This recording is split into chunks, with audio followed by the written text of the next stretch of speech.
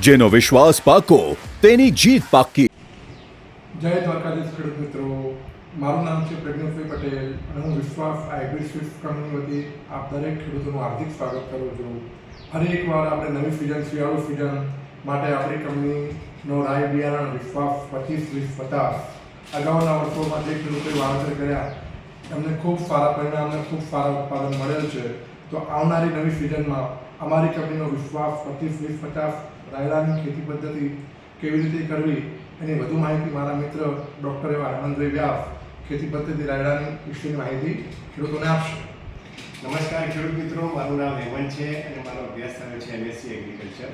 વિશ્વાસ hybrid seeds company સાથે હું છેલ્લા 10 વર્ષથી જોડાયેલો છું।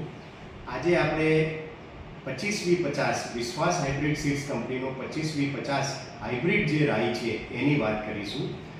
આ હાઇબ્રિડ રાઈની સૌથી પહેલી વિશેષતા એ છે ખેડૂત મિત્રો કે એનું ઉત્પાદન અન્ય જે જાતો આવે છે બજારમાં એના કરતાં 20% ઉત્પાદન વધુ આપે છે।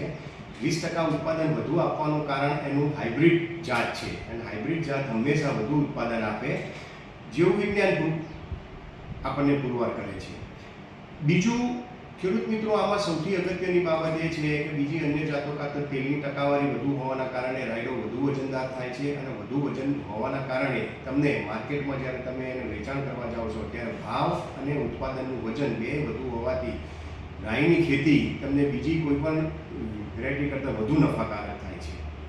હવે મિત્રો, આ વર્ષે જ્યારે આપણે રાઈનું વાવેતર કરીએ ત્યારે ચોમાસું સિઝન પૂરી થવા આવી છે અને શિયાળુ સિઝનની શરૂઆત થાય છે।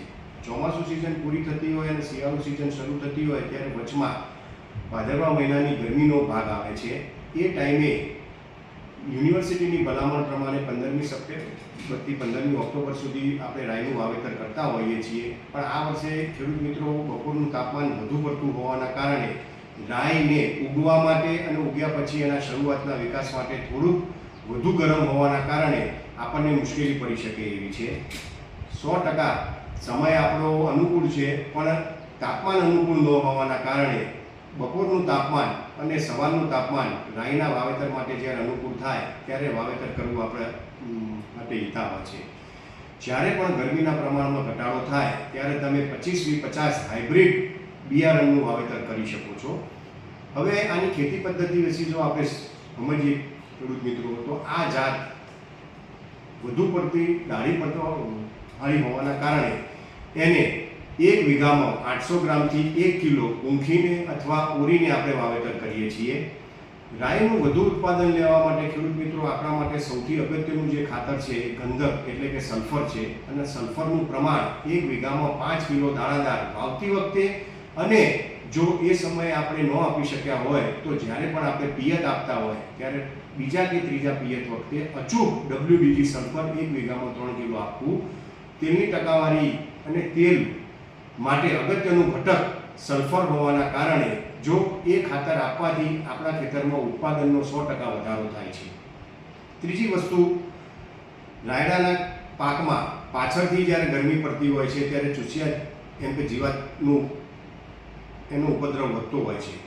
એ ઉપદ્રવને નિયંત્રણમાં લેવા માટે યોગ્ય જંતુનાશક દવા દ્વારા છંટકાવ કરી અને ચૂસિયા પ્રકારની જીવાતનું જો નિયંત્રણ કરી શકતા હોઈએ આપણે તો પણ સારું ઉત્પાદન મળે છે।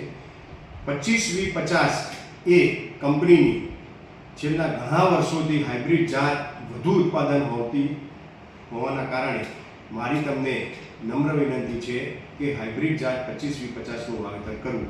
વધુ માહિતી માટે કંપનીમાં પેકેટ ઉપર લખેલા એના કસ્ટમર કેરનો સંપર્ક કરવા વિનંતી। આભાર। જય જવાન, જય કિસાન।